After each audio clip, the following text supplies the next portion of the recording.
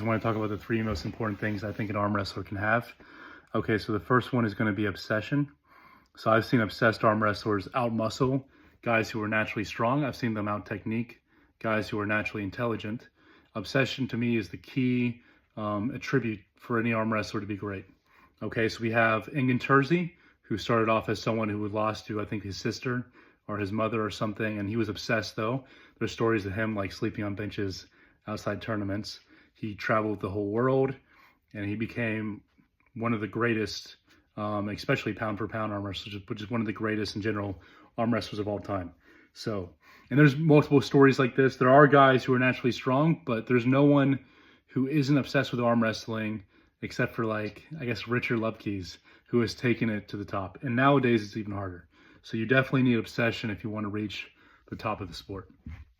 Okay, the second one is going to be reading comprehension. And actually, I'll say obsession, I think people get this wrong.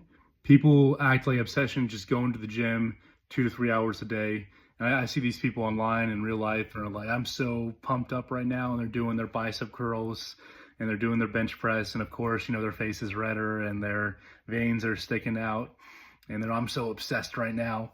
And really, that's not obsession, in my opinion. That's, well, I won't say what that is, but obsession, true arm wrestling obsession, is going online and looking at videos, not entertainment drama, but actual videos, whether it's from current times, the past.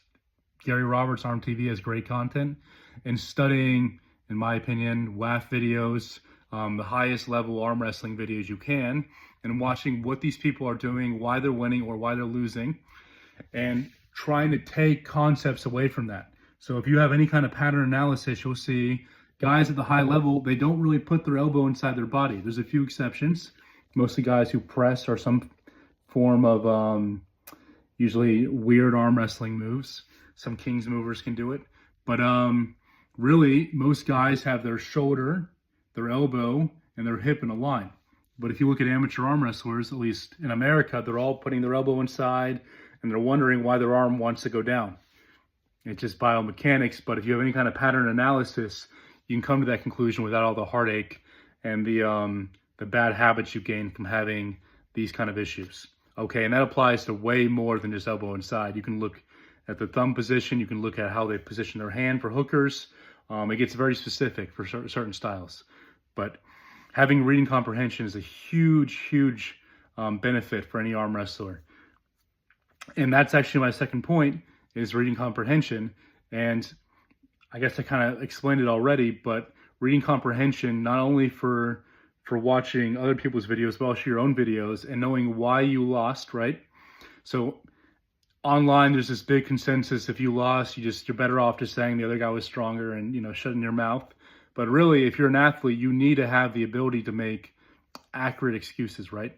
So if I lose and I'm always like, I just need to get stronger, I'm never going to learn from my mistakes. I won't learn that my technique was wrong, or maybe I missed the go. Eventually, I'll just be pinning myself every time I lose a match, which doesn't help me. Well, maybe it does, but it's not the optimal way to train. So you need to make accurate excuses for yourself. Be like, okay, maybe if I did that, that could work, and you try it with partners, you try it with different hands. Or maybe if I had hit the go better, so then you train ready goes more, right? Ready goes in practice, I think, are necessary, by the way. But yeah, so then the third point would be, I already forgot it. Third point would be imagination.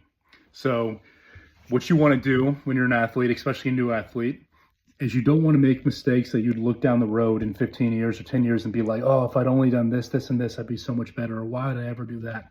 You want to imagine what the ideal athlete would do in your circumstance. At least that's how I think about it.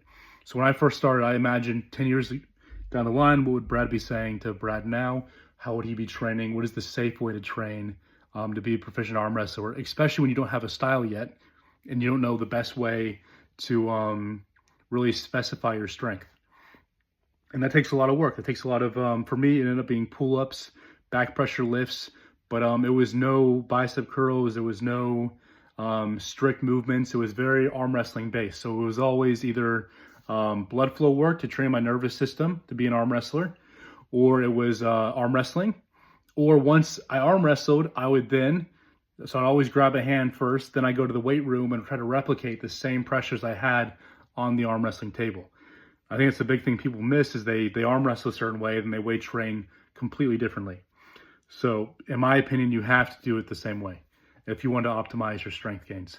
So imagination, I mean, you could just grab a hand, but really imagining your opponent in the weight room on the cable machine is a huge reason people find success. I mean, Travis is a big proponent of this. He just imagines how he arm wrestles before he lifts a weight. So if you see any of his videos who do like a perfect ready go and go through the entire motion in training, okay, and you can see him set up that same way when he presses his little side pressure machine and when he goes backwards on bands. So, and I've actually taken both those lifts from Travis, and I think if you have a good imagination, you understand the pressures you need to apply, you can really use side pressure and cupping and the back pressure band to really supplement your style. But I only have a top row, so if you're a hooker, I'm sure it's different. But those are definitely the three major things, in my opinion, you need to focus on. And hopefully you guys can get something from this video and optimize your training. See ya.